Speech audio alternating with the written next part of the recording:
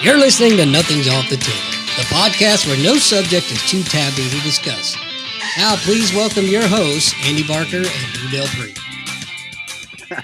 Guess what? What's up, logo? Guess what I'm doing right now? Bet you can't guess. No idea. I mean, I might be able to guess, but is it an FCC violation?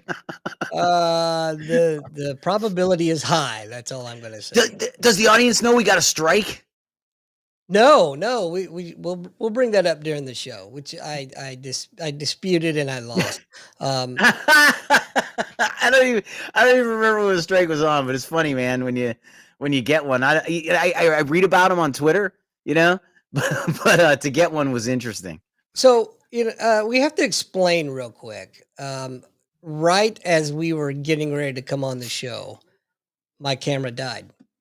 Yes, and I troubleshot. I've done this, done that, restarted this, that. Timing sucks. Anyway, but it could be welcoming for some people. You don't have to look at this ugly mug all night. That could be a plus. Show. That's right. But you know what? We do have a guest tonight. We do have a guest, and I'd like to introduce her now. Bring her on into the room there. Hello, Miss Amy. How are you? Hi. Nice to see you guys. Nice to meet you guys both. I see what you did there. You can't see me. Thanks for coming, though. Seriously. Yes, absolutely. Welcome to the show. I'm really honored. I'm honored that you had me on. Well, wait till we get through the show before you say that. You might change your mind. Should I have done a little research first? There's no need to research, right? According to the government, we're probably on 16,000 watch lists, but other than that, there's nothing to research. Well, it's their fault for training us. Right. That's right. Well, for showing us how to do it. Anyway. So no. Yeah. So what I did is, as you guys know, a lot what I do is I go into Facebook and I belong to a group, need a guest, want a guest, whatever the case may be, put out a call for comedians. I'd like to get a comedian on the show. And Miss Amy responded, although she's not a comedian. You said, refresh my memory. You're funny. You're funny how? I'm not a comedian, but I think I'm funny. But I don't know. My husband wouldn't agree as much. But actually, what we do, my husband and I, we do sales. My husband is actually very funny. He's just not a stand-up comedian. Funny how? But, funny like a clown? Funny I amuse you? I'm here to amuse you. That's something like that. Yeah. He actually was a stunt actor. He's from Australia. So he did live action comedy stunts. So he's very slapsticky. Like we'll be walking down the street and he'll knock into a pole and fall over. Funny stuff like that. He's very Keystone copy. And just super fast-witted, like improv type. And that's what we use. We actually use improv and we teach it in our sales training. And we use humor in our sales training because there's humor is the fastest way to influence another person. And there's a psychological reason why behind it. You guys want to know? Absolutely. I'll take it.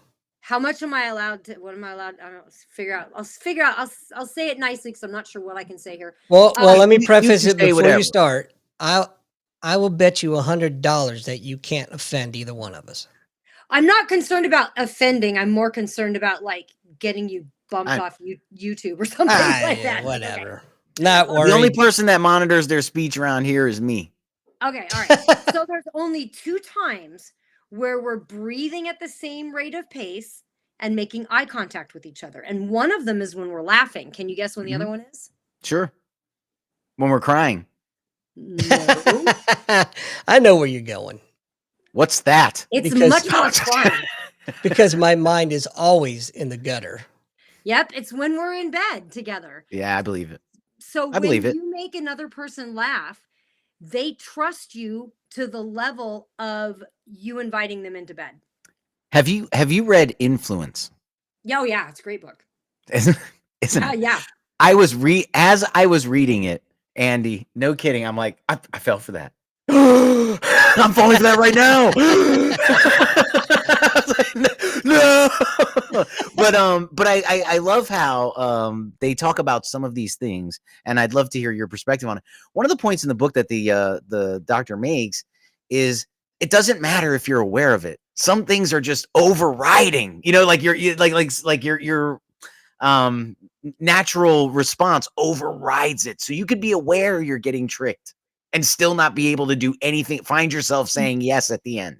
Exactly. Yeah, absolutely. Because it literally taps into our survival, our DNA, our tribality, like all of it. Like it's literally written in our code. And then the other thing is when you make another person laugh, it's the one time, because our brains are designed to look for reward and threat, right? So we're looking Sure. for Fight or flight, right? fight or flight, reward or threat. Reward or threat. That is 100% of your ancestors were not virgins, first off. So you are What? here. I know. And don't think about it. Don't imagine it. Just trust it, right? Heartbroken. But 100% of them were not virgins. So the DNA that got passed on to you were the ones that were hyper focused and able to identify reward and threat. And so it's, yeah, laughter's medicine. Exactly. It is medicine. Yeah. There's so many benefits to laughter. There's so much health. And so what we do is we actually use humor to teach it, to get it more into your workplace, into your business. The more humor you can have in your business, you have less sick days. You have people wanting to show up to work. You have more sales, your sales conversions, and you're able to innovate and come up with better ideas and things like that. So yeah, it's just energy being exchanged. Exactly. And when we're laughing, we also tend to go like this, right? So we're like, ah, ha, ha, right? So when we expose our neck, we basically say, I trust you. Just like in bed. Wait, what? Just like in bed. Wait a minute. Get my mind out of the gutter. And I often laugh at my bed, and my husband really hates that. Well, right. I was just about to say God bless you, and then you brought up the laughing in bed, and forget about it. You blew it. Yeah. It's funny. I had somebody tell me one time, and the conversation just reminded me of this, so it might be a little bit off topic, but I remember them telling me they live their life like, I already beat out 1 million. I had to beat out 1 million to get here. He's like, so I'm not, that's how I live. I already beat 1 million. He's like, so I'm going. True. He goes, I'm going. And I was dying when he said it, because I was like, he's right. He goes, I'm a winner, man. I came out a winner. Everyone's a winner here. If you're here, you're a winner. You beat out 1 million. Go. Don't let somebody tell you they could hold you back. Go. That's right. I'm using that. I never thought of it like that. I actually really love that. Yeah. And it's really cool, because when you start to really think about like how we got here and human behavior, and that's what we it's all about human behavior, neuroscience and sales. And yeah, Sonny says, I laugh daily. I make others laugh and demonstrate the positive vibes it releases, making the moments count. Oh, it's so great. I love that sunny side of freedom. I love that. Yeah. So it's like, it's so valuable and so important. And when you're looking at just how we make others laugh, and then the walls come down when we laugh too. Our guards and defenses come down. So now we don't have that wall of skepticism up of, oh, this person's about to sell me. They're just calm, and they're having this calm enjoyment and this fun, right? And they're just letting it fly. So it's just, yeah, it's fun. So we've got 3 comedians that we're actually doing a trip to Bali, where we're going to do an intensive. And we've got comedian Tom Cotter. He's on America's Got Talent. Yeah. Yeah. Funny dude. Super funny dude. We've got Carrie Louise. She's on Last Comic. She was Last Comic Standing. She's been on Oprah. She's on a Showtime right now. Funny women of a certain age, because she does a lot of women my age humor. I'm over 50. And then we also have comedian Craig Gass. He's on the Stern Show. He does the voices for like he's been on King of Queens, King of the Hill. Oh yeah, okay. And he does a bunch of celebrity voices. He's funny as hell. But it's great, because they all have lessons around why humor is so important and so valuable in the workplace. And what Craig talks about, which I love, is just like diving in and embracing the wrong. Like, so when things go wrong and things aren't quite the way that you want them to go, lean into the wrong, because it's funny, right? It can be. It often it is. Like, even if it doesn't feel like it in the moment, when we look back at it later, it's funny. So if we could just lean into the wrong in the moment, it could be funny. Yeah. Well, we used to say in the military all the time, if you're wrong, stay wrong. Yeah. Don't move. That's right. But Andy, I was going to bring something. Maybe you can comment on it. But the dark side of the military humor. Oh yeah. To get through those times, I mean, you can comment on that. We developed that dark humor, and then people look at us, we're sharing jokes out in Walmart, and people are looking like, I can't believe they're, but Yeah, I mean, so it's a coping mechanism, number one, obviously, but the stuff you have to laugh at the stuff that happens because the best comedians in the world usually have had such a tragic life leading up to where they're at. Whether they're Absolutely. And the thing is what most people do, and especially in companies, is something goes wrong and then they try to ignore it. And then it just grows into this big giant elephant in the room. And it's just more and more, it just gets worse. It's more awkward. So if you just lean into it. So 3 weeks ago, oh my God, my husband and I were coming back from Florida. We were flying back from Florida. We live in Vegas. And he freaking got his arm stuck in the airplane. I swear to God, we had to call in. We had to call in medics. They brought in medics. They brought in mechanics. Like, it was like, thank God it was like at the end of the thing. So this is what happened. So he's like stuck in the plane. What happened was like the seat, like in between the middle of the seat, like right behind you, he dropped something. And so it was like the end of the flight and he looked down there, he reached his arm in and it slid right in, but he couldn't get it out. It was like everything, it was metal and it was like, and so he was like Winnie the Pooh, like stuck in the plane, right? And so he's trying to get my attention. I'm not paying attention because I'm just like, it's midnight, our flight's delayed. I want off. I want to get home, right? And I'm just like, and I don't want to hold anybody up. I want to like get into the flow and jump off when it's my turn and have all my stuff. So, and he's like trying to go, Amy, like he's trying to quietly get my attention. And he's like, Amy. And I look and I'm like, I immediately panic and I go, help, my husband needs help. He's so upset because now there's like 40 people walking by. Sure. And his ass is in the air next to the window and his arm is stuck and his face is like at the bottom of the seat. So yes. It's a really awkward position. And he's just like stuck and he's like horrified. Like my husband is horrified. I know he's horrified, but I'm like, at that point, I'm like concerned, like, is his arm broken? And like stuff is going through my head. Like, are we going to get charged for this? Like, yeah, you're right. Is this going to cost us? How much is this going to cost us? This flub up is going to cost us. And the other thing I'm thinking is like, I don't know anybody over the age of 6 that gets their arm stuck in something. So did you think he was kidding at first? Because no, I knew it was a problem, but I was concerned. I was worried, but at the same time, I'm like, okay. And once I assessed that he was okay, and this is how I did it was the lady, she comes up and mind you, the flight attendants are there. There's like 4 flight attendants there. And the lady's like, you can go home. And they're like, oh no, this is great. I've never seen it like oh yeah. They're like, this is great. They're like, and the lady walks up. This is like an eclipse. I'm not leaving. And she goes, I'm getting my special viewing glasses now. I don't know about an eclipse, but it sounds like there was a full moon sticking up. Yeah. There was. And so she goes, the lady comes over. Did you lose something, sir? And my husband's seat, and he goes, I did. And then everybody fell out and to go, okay, we can help now. Used all the energy in the room to be, I'm filming, and my husband looks up and he goes, are you? I go, no, I'm live streaming. And the pilot starts cracking up. He's like, birds were like, they finally got him. They had to, no. Can you hear me? I can hear you guys. Anyway, sorry if I wasn't supposed to say that. I'm sure it's on my end. And afterwards, the medics had to be there. So like they brought him out. They had to cut him out of the seat. They had a seat to get him back out. So we're sitting out, check him, and they're like, you could just see, they were like, do you feel like you need medical attention? No, I'm medical fine. Attention, yeah. Like, because they have to ask these questions. My husband's like, I want to go to bed.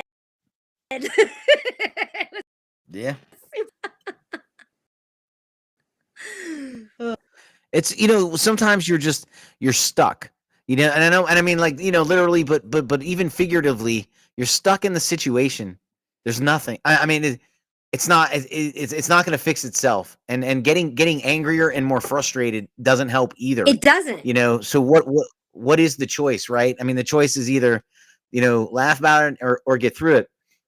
One thing I heard in the military, when I got into special operations, that I had never heard until I had gotten into there, was fix the problem, not the person.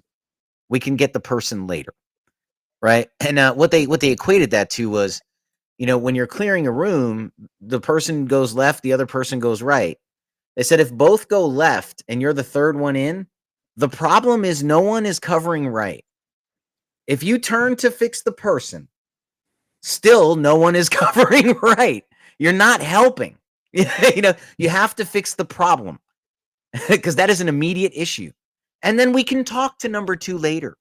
But I think that's what happens is a lot of people get in these situations, and I'm sure it applies to sales, but management and workforce related issues where they get so concerned about fixing the person, instead of addressing what's going on with the problem. That's great. I have learned so many military, just my military friends. I was raised on bases all over the world, but and then hey, Amy, I'm going to ask you to hold that thought 1 second. We are having an issue with the sound. Okay. And I just want to be upfront.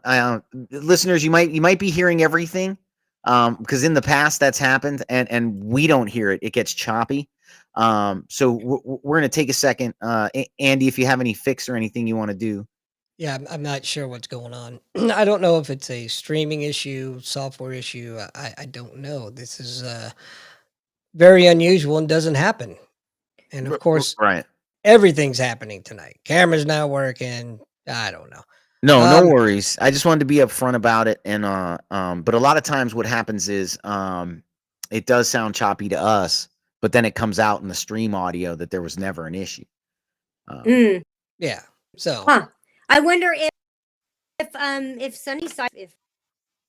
Sunnyside could let us know how this. Yeah, if she's still there, I hope. Yeah. Anyway, I apologize profusely. This is so embarrassing, but just the kind of day I've had. It is what it is. It's Hey, Amy, why don't we take it? We could take it. Why don't you reconnect? Yeah, let's try reconnect. Yeah, go to commercial. Do we want to all jump on to do?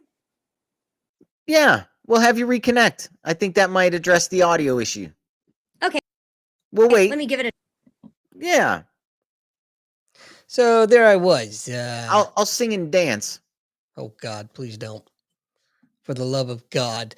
I just stop this feeling. Oh God, I wish you would. Deep inside of me.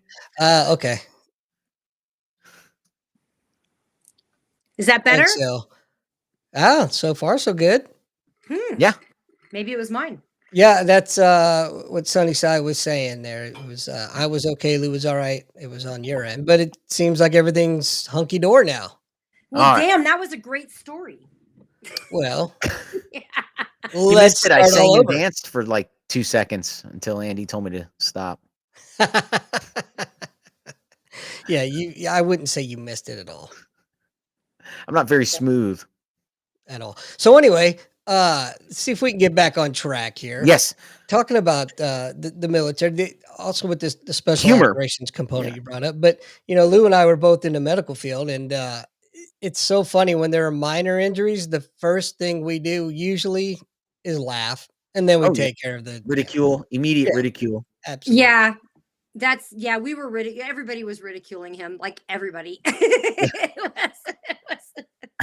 It's so sad but hilarious at the same time. It was almost like we interrupted their movie. Like we could almost picture the medics that they were sitting there watching a good movie, and these the three that had to show up, like they had to leave the movie, and yes, yeah.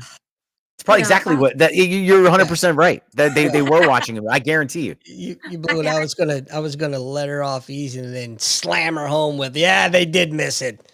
Yeah. Way to go, Lou. Thanks, Sorry, everyone. buddy. No, we know. We have enough friends. We work. We have enough friends, enough cops, and even my trainer. He worked special ops in the military, and I learned the most from him. He's amazing. He's a guy named by the name of Chase Hughes. He's absolutely incredible. He wrote the book 6MX. He's does the 6-minute X-ray on how to read body language, how to read anybody in 6 minutes. Wow. Yeah. That I had the book. It's funny. I talking to different people in different walks of life. I've read a lot of like sales books, not realizing it. But I read a book, Never Be Lied to Again. That was written by. That's Is that Greg Hartley or is that Mark I can't Battle? I can't remember. It was a long time ago, but the things he talked about looking at somebody on the phone. He was like how you can just immediately tell who someone's talking to by how he's like when people talk to their boss, even though they're thousands of miles away, they stand straight up. Phone is held. He's like, it's your boss, man. He doesn't know. He's like, Yeah. or they're talking to family members, they're immediately you can. Yeah, just I can look. I can read people on the phone on sales calls. Yeah. Absolutely. It's when people are masters of their craft, like the Doctrine and Influence said, when you're dealing with the master of the craft, there's walk away. If Run. you can. So, what type of sales are you into? So I mostly work with large seminar companies, and so I do higher end sales, like programs that are 10, 20, $50,000, Wow. big retreats, things like that. Like think Tony Robbins type stuff. So those are Okay. most my clients are like the people that put on seminars, do live shows, things like that. We just brought on a new client so just to give you an idea, most people sell about 20 to 25%. And the reason is because we all have about 4 different buying languages that we speak, and we buy like we sell. So I'm accidentally going to speak the right language to 25% of the population. Yeah. Right. So most salespeople, it's about 25%. When you understand people's languages and how they buy and how they make their decisions to buy, then you can really turn the dial up on that. So we just brought on a new client. We did his event 6 weeks ago, and we did 80%. My husband and I sold 80% of that room. Now, when you say speaking their language, are you talking about those categories he discussed, like using a scarcity principle? No, I'm talking about speaking their language. Like, for instance, you might have a specific way, motivation about you and a way that you speak, where like I'll tell you my motivation and the way I speak is like I'm super direct, I'm really driven, I'm in or I'm out, right? It's a yes or a no. Where there's a certain part of the population where they're more thinkers, like they think they're analytic, like Steve Jobs would be like a complete opposite of me. He's a more thinker, he's like analytical, he's got to think about things for a minute. So if I went up to a guy like Steve Jobs and I sold him the way I buy, because the way I buy is I'm in or I'm out. It's a yes or a no, right? I'm a super fast decision maker. But if I was going to try to talk to somebody like Steve Jobs, I would have to say, I know you're going to probably have some questions about this, and it's probably, I know you're going to think about it. So why don't we book tomorrow and let's have a conversation tomorrow about this? If I tried to sell them right away on that call, it would be an instant no for that particular buying language, right? Got it. So it's learning to speak people's buying language. How did you get into this? Man, it's dark. I like dark. It's real dark. Okay. Continue, Master Bruce. Some people just want to see the world burn. So when I was real young, partly survival. Now we are all products of our childhood reward and punishment. So I had a really good anchoring thing happen for me as a child. So when I was 8 years old, I was a campfire girl, and I really wanted to go to camp. And in order to go to camp, I had to sell 24 cases of cookies, and I could get my way paid to camp. So my dad, who's a brilliant sales guy, it was stock market. He was Merrill Lynch. He worked for Merrill Lynch.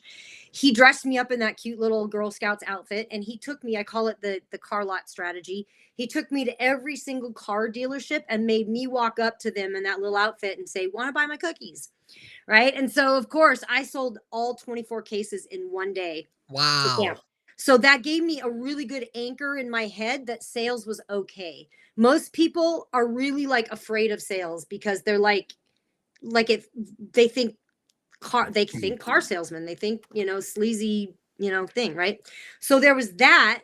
And then love and hate the quote love and hate quotas. Yeah. I don't like quotas because that's not how we teach to sell. We teach to sell based on human behavior and based on neuroscience, which is a little bit different than the like sales books or sales tactics you probably read. So then what got me into human behavior was at age 14, there was a prolific rapist in our area, and my mother worked at the same real estate agency as he did. Oh, and geez. and not only that, but it was very close to home. His girlfriend had been over to dinner at our house, and his girlfriend was the one that helped catch him. And so my fear at 14 years old was like, I'm gonna be that girl. I'm gonna be the girlfriend that has some guy doing some heinous stuff, and I'm gonna have no idea, and he's gonna be doing it under my nose. So I wanted to understand humans, and I wanted to understand all behavior, from the worst of us to the best of us. And so I really got into studying like why we behave the way we behave. There's a really good book called Behave that talks about our neuroscience. It's the worst and best of us, and how humans behave and why we make decisions and how we make decisions. And so then I started tying that into sales. Well, if people make a decision like this, how do they make a decision to buy? And where do we make decisions at? And what most people understand is the three brains in our head. So we've got the lizard brain, which is the brain that's closest to the base of our head. We've got the midbrain, which is really the brain of a dog. It's the mammalian brain. And then we've got the neocortex, that's at the top, the human brain, which is the only brain that speaks language, right? So most of us think we're making decisions with the neocortex because we're all kind of thinky people. But the reality is we actually make decisions from the midbrain. I'd say I do most of my thinking from the midbrain. All of us do. Just about 99%. Everyone does. We all do.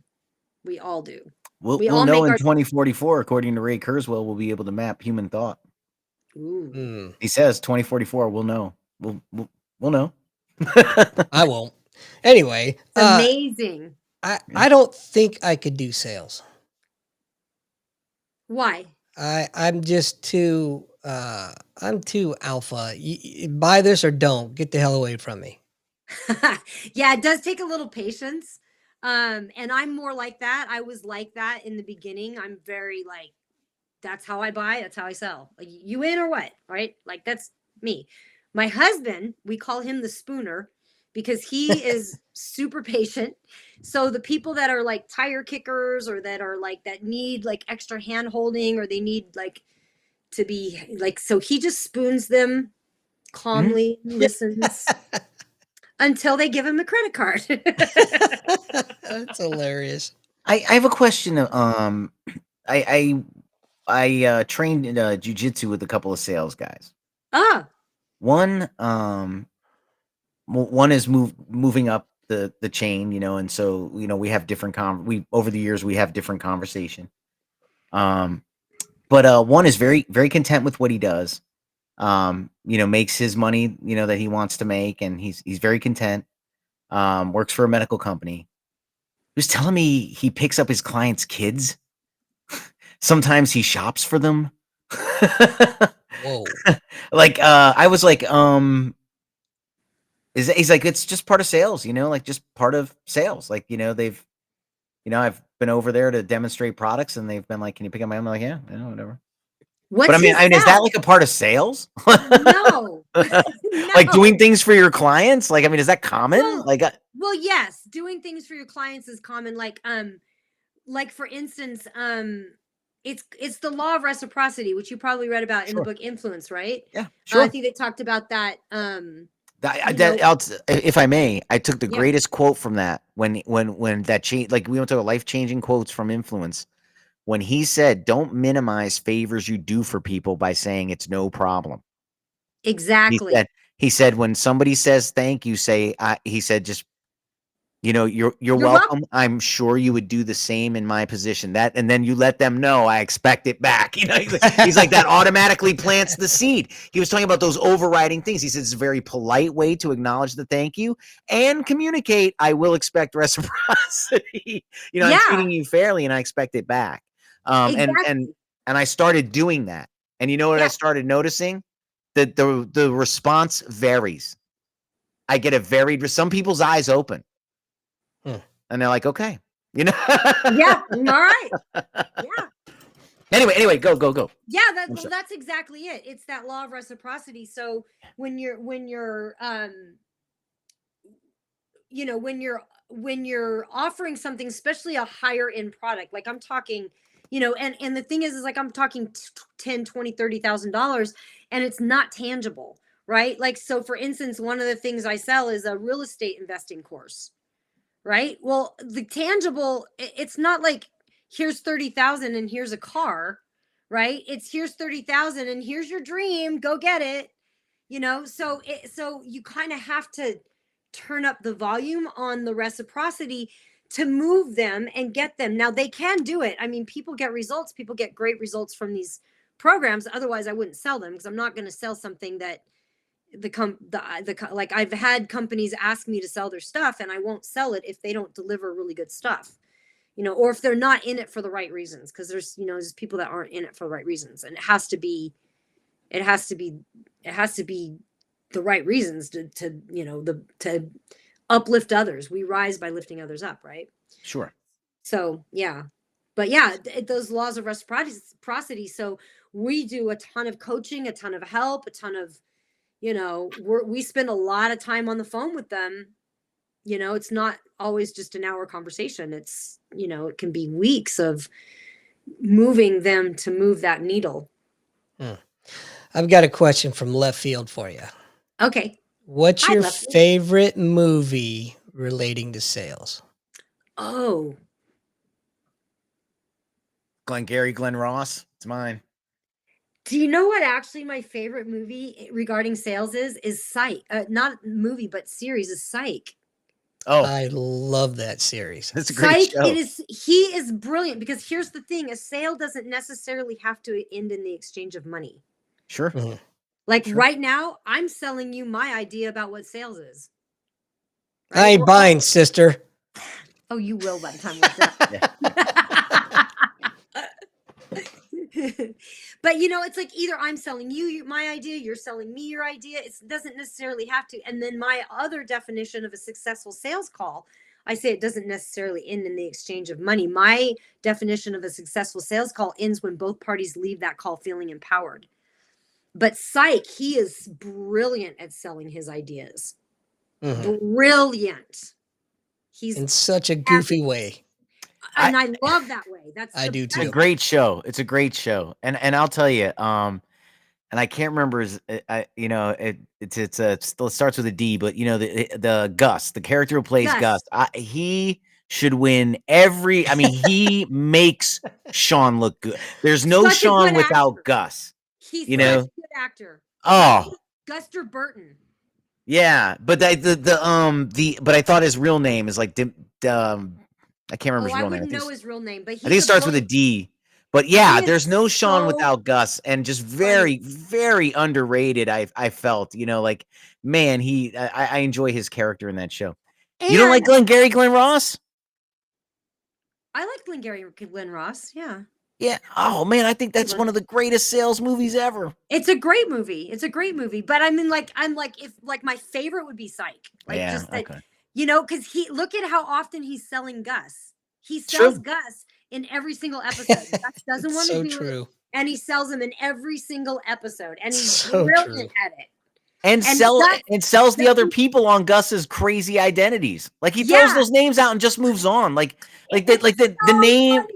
Yeah, and you know, and I get it. Like when I read influence, right? You're so distracted by how crazy the name is, you don't realize I'm 2 topics in, and you've already said yes. And you've You know? already said exactly. Yeah, see, he's so good. He's my favorite, and that's the way that we sell, because we sell and you don't even see it coming. Gus doesn't even know he's being sold Mm-hmm. in every Yeah, episode. yeah. I don't think I have a favorite sales movie, probably because I don't realize that the movie is truly about sales. Honestly, I mean, I'm just Yeah. being honest here. Yeah. I'm completely ignorant to that Glenn, world. have you ever seen Glengarry Glen Ross? I've never even heard of it. You know what? I threw it in after only watching the Alec Baldwin scene for like decades. I was like God. finally let me actually watch the movie. Hmm. And it was good. It was deep. It was deep. You know, the pressure and you know the issues, aging, young. You know the expectations from downtown. You know, mergers. I mean, it was very very deep, and it was about sales. And there's a you'll have to you know, and I encourage listeners go watch the Alec Baldwin. Just YouTube Alec Baldwin, Glengarry Glen Ross, and he gives this 7-minute diatribe that is hilarious when you hear it. But when you watch the movie, and you know, it might be funny your first time, but as watching it, you know, having seen that 100 times, I was focused on them and the actors while he's giving it, and the looks on their faces, and the way they portray getting berated by him. I mean, it was a lot more powerful than I thought it would have been seeing it in that movie. And I'll just finish with I always say there's you know, as you see the VHS collection behind me, there's movies and there's films. You know, I think Woody Allen makes films. He doesn't make movies. I think Glengarry Glen Ross is a film. So that's where I throw that in that category.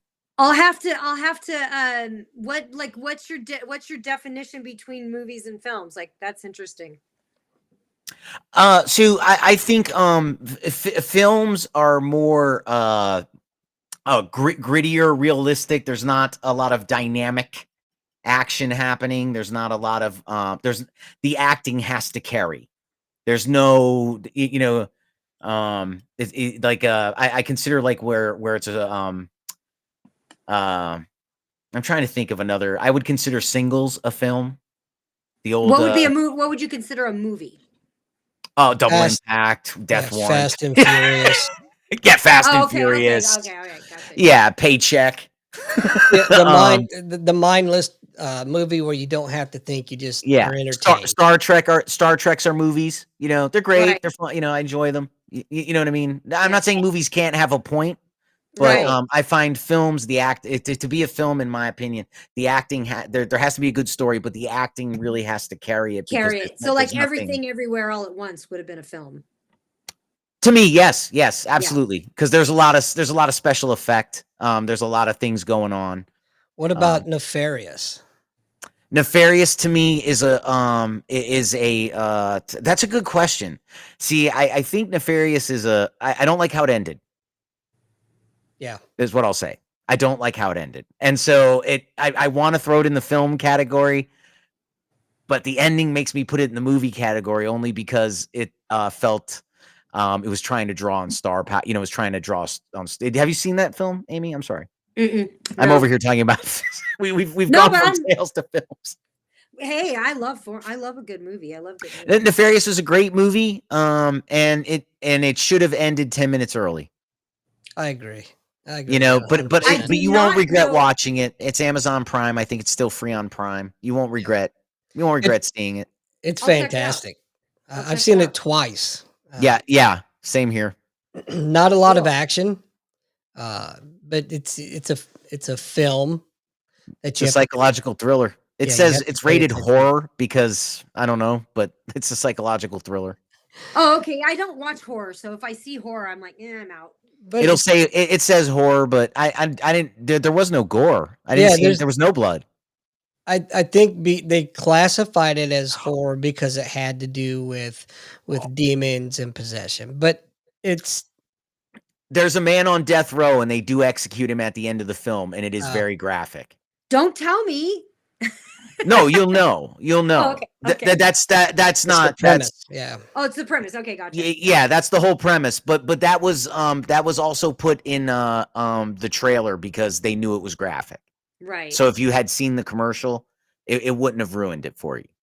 But and as you said, you don't like that stuff, so I wanted to warn you because I don't want you. Oh no, I just don't like straight up horror where it's just like trying to like scream queen kind of. Oh yeah. Yeah. I'm not I into that hate either. those movies. But People ask me psychological all the time. thrillers I are hate good. them. I find them so unbelievable, Amy, right? But I will watch Van Damme ninja kick 15 people and go, that's possible with training and sustainment.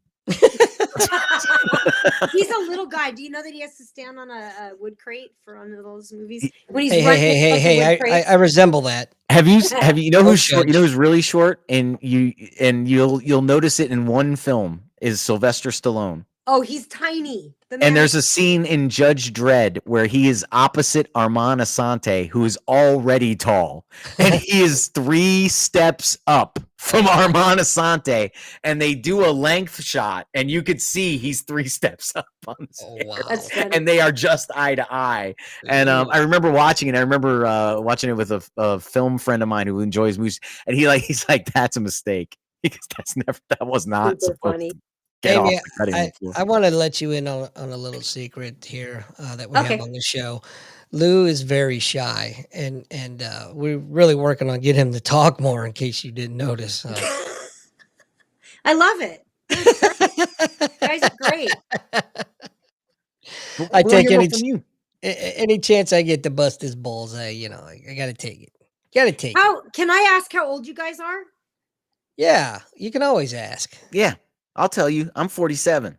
Oh, okay. You look Mhm. young, so I'm like thinking 30. Yeah. Well, I work Oh, out. wow. Nah, me too. I'm 53. You are? I am. I used to work for Andy. Really? Well, Doing what? we Yeah. worked together. He didn't work for me. It's Doing because I don't what? let you be in charge, but you were a senior to me. We worked together at the Naval Hospital Emergency Department in Mhm. Yokosuka, Japan. In Japan. Mhm. Oh, very cool. My husband, he opened up Universal Studios Japan. Oh, really? Yeah, he lived Nice. in Osaka for like 3 or 4 years. Yeah, Osaka's cool. wonderful. It used Yeah. to be the capital. Like, I think it's still like the trading capital, is what I was told. Like, there's Yeah, a I've lot never of been there. goods move through there. Yeah, I've never been there. I would love He didn't to go. take you? What's that? He didn't take you? Well, it was before we met. Oh, That's a pretty good reason. yeah. Make him take you. I highly encourage it. It's amazing over there. Yeah, he speaks it, so I would love to. Would love to. Really? Mhm. Lou speaks a little bit. I Skoshi. do. Skoshi desu. Yeah, just a little. I Right? I always I say "Benkyo shinakia ikimasen." Like, I have lots more to study. Ah, And then they look at me like, how do you know that? well, well, that's the only thing you can say. I played a practical joke on a guy. God, this was in the 90s. We were I used to do I do a lot of trade shows. I've done sales my whole life. So I Mhm. was doing some trade shows. I modeled at trade shows when I was young. And so we were at the Westin Bonaventure downtown LA, and we were on the top floor. And it was funny because we were my boss, this guy name was Dom, and he was this like thick accent. He was like 6'5", like this big guy from New York, and just thick New York accent. And we're like cruising through the hotel, and I was like, I would say, oh, ohayou gozaimasu, in the mornings to the Japanese people, and he was like, how do you know what to say? Like, and I was just like, just little bits, and just hello and goodbye and how are you, and things like that. And I could speak a bit of it because I just love a language. And so we're at the top of the Westin Bonaventure. We're getting the elevators. It's just me and him, and these 3 cute little Japanese girls get in, and they're about 20 years old. And he looks at me, he goes, what do I say? And I could not believe he left it up to me without knowing Japanese. And so I told him to go, iku, iku. Yeah. And Yeah. I can't remember what the other words were, but it was in Japanese and it was I touch myself. So I'm coming, I touch myself. Yeah. And he said that, and the three girls go, ooh, they put their little fingers and looked at, and he looked at me and horrified, like, what did I say? And the elevator doors are closing. And we have an entire ride all the way down. We're at the top of the Westin. And at that point, I am on the floor of this glass elevator because I cannot stop laughing. And he is like, he can't get out. There's nowhere to go. He's stuck with these three girls. It was the funniest thing ever. I have a similar story. You do? Oh, tell I it. do. I was the victim. So Are you my Dom? No. my wife's name is Connie. And so I bring that up to say that I have stories that I have to preface as this is a BC story, a before Connie story. Oh, okay. So just so I don't get in trouble. But back in the day, I may or may not have ventured into a gentleman's club, if you will, with a friend of mine. And there may or may not have been an extremely beautiful Hispanic woman dancing. And my buddy looks at me and he was Mexican. He says, "You want to impress her?" I said, "Yeah, of course, duh. You know, I'm 20 years old, of course." He says, "Tell her, quiero comer su culo." So I did. And she smacked the shit out of me. I bet she did. I basically said, "I want to eat your ass," is what I told her, thinking I'm not knowing that's what I'm saying. But not only did I get slapped, we got thrown out of the establishment. You don't say. You don't say. My God, where is free speech? Right. Oh my God. I love language. I have another funny one on language. Yeah. So my husband was working when we were up in Washington State. When he first got here, he started working construction because he's from Australia. And so we were going through the INS paperwork and everything. And it was just all he could do, even though he was an actor. So he jumped on construction and he was like always having to pass these guys up 10 feet up on scaffolding. And one of the guys' name was Alejandro. And he goes, "Just call me Alex." And we're like, "No way, Alejandro." It just needs an announcement. Like, he was such a cool guy. Yeah. So we had some friends over for tequila one night, and she was in Spanish speaking. We go, "We want to learn a really weird, obscure sentence so he can say it to Alejandro when he's passing him on the scaffolding, like behind him." So we learned the sentence. And so what my husband did was he goes, "Oh, por favor, descúpame. Tengo un monstruo en el culo que no deja de salirme gas." And Alejandro goes, "Jamie, no, you cannot say that." And Jamie's like, "Why?" And he goes, "People will laugh at you." What he said was, "I have a monster hiding in my ass and it keeps leaking gas." That's hilarious.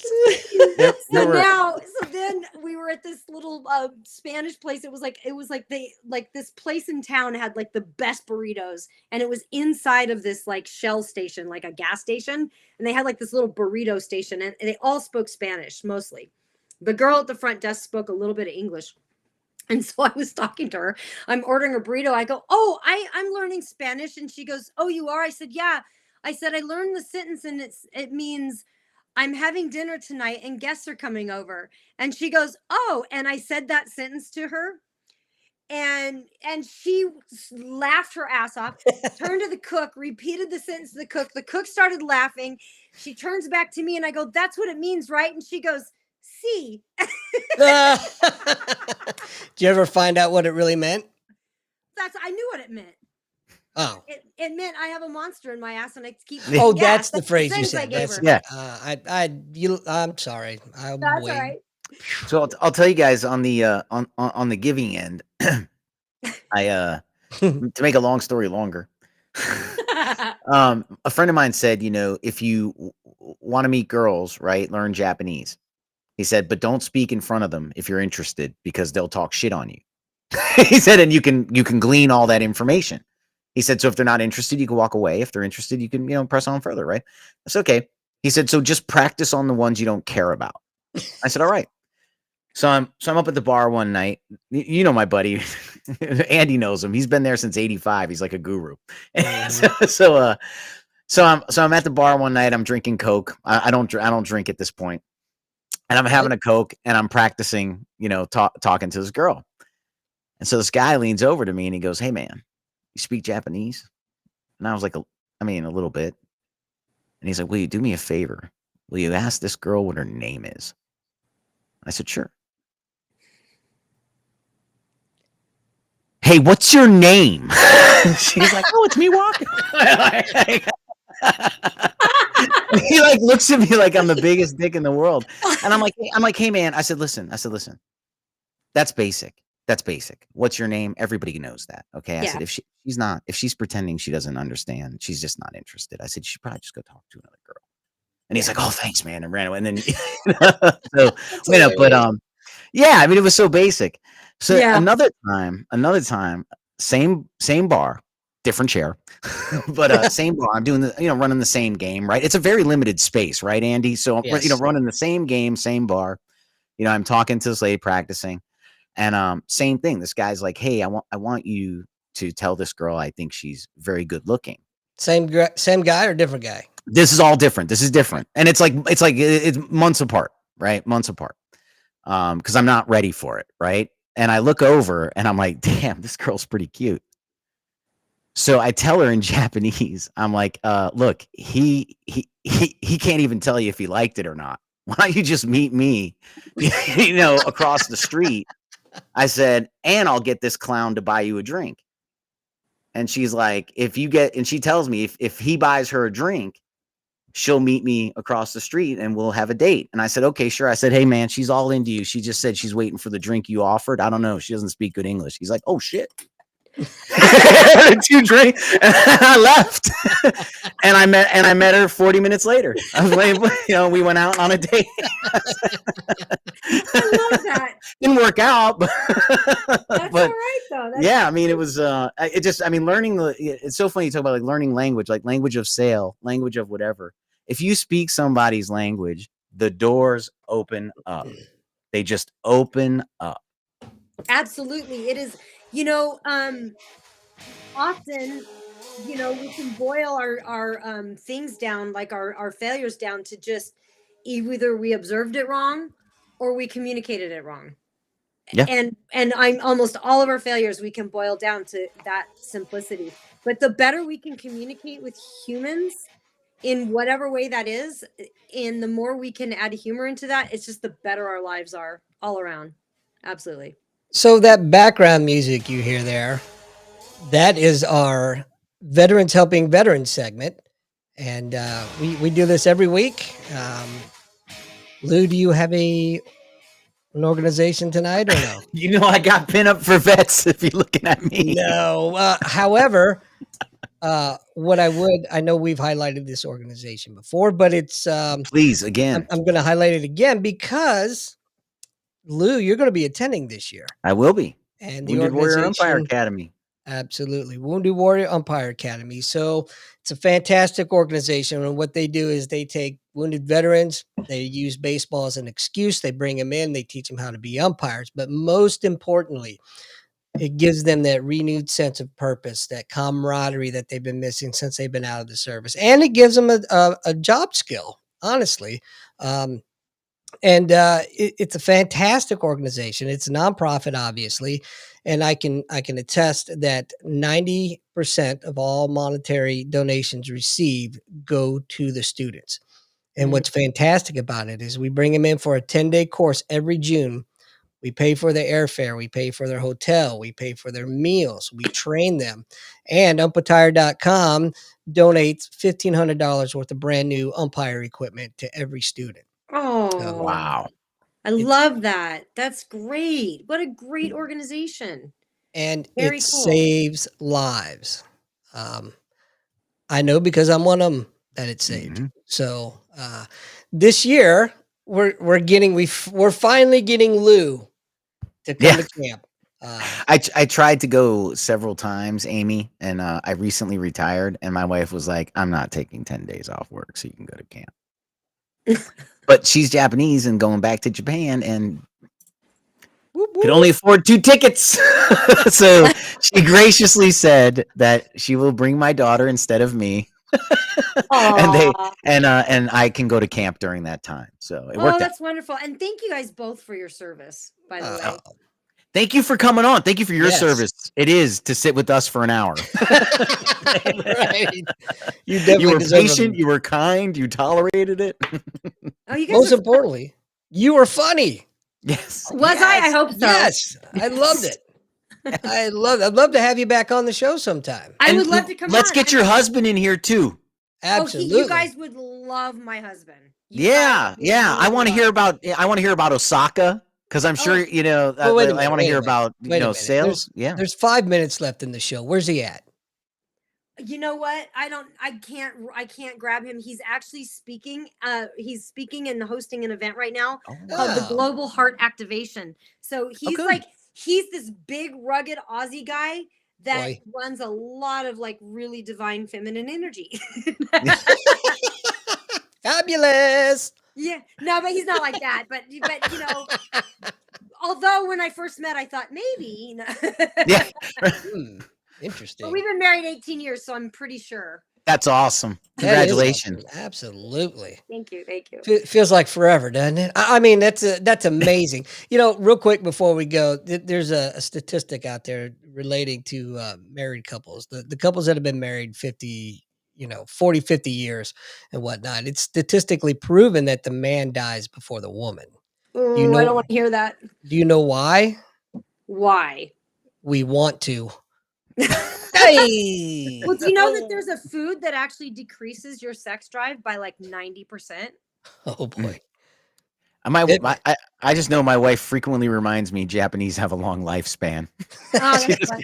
frequently. Wait, I want to Update hear the will. food. I You want to can hear go the food. camping, update the will. Just update everything. Just password, keep the password book current. What's the food? Wedding cake. Oh. See, that would have been so much funnier if Lou would have let you hit that. Oh, I didn't. punchline. That's my fault. I didn't hear You're all because I was good. It's all talking. good. It That's was my super fault. funny. I was sitting with my husband because I'm like you'll like he's the fun one and I'm like the business one. And when you meet him, you'll get it. But it was super funny because we were watching, I don't know, Psych, or we were watching some show, Lie to Me, or one of those shows, and it was like some like serial killer thing. And it was like the partner just found out that their partner had done something, and I go, what would you do if I went to jail? Would you visit me if I ended up going to jail? He goes, well, first I'd scream like a 10-year-old little girl if I found out you were like some crazy like that. He goes, I wouldn't visit you at all. He goes, wait. I would visit you once to get the passcode. Oh wow. Would he scream in Australian? He would. Hey, So well, don't go as we close. Yeah. Stick Okay. around. Interesting fact. I have a buddy of mine that is also from Australia, but he happens to be the first Australian to ever be an MLB umpire. Huh? And you will meet him at Camp Lou because he's one of the Awesome. instructors. Cool. Fun guy. Super fun. Yeah. Anyway, I'm excited. I mean, I can't wait for it, dude. I mean, like these people, like I don't know. I get stoked. easy for you to say. Yeah. Right.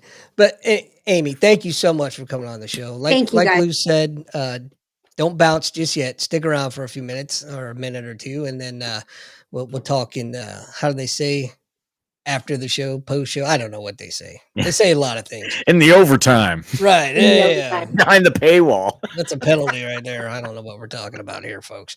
Anyway, ladies and gentlemen, Lou, I'm going to give you the closing words, our segment. We're introducing something new here, are we? Are we? Yeah. We can announce it about the aska. No, not well. Yeah, we can mention that, but I was talking about your closing. No, that's when your credits play, my friend. Yeah. That's what I was saying. We've never done it before. We did it last week. Well, we tried it last week. We failed, but that's okay. Anyway, last thoughts, and then close us out, buddy. Oh well, hey, we'll catch you all next week.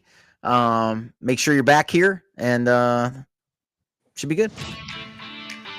And you're listening to Nothing's Off the Table with Andy and Lou, an Admiral Media Productions production. All information at the time of broadcast is mostly accurate. Comment down below, give 5 stars. All right, reserved.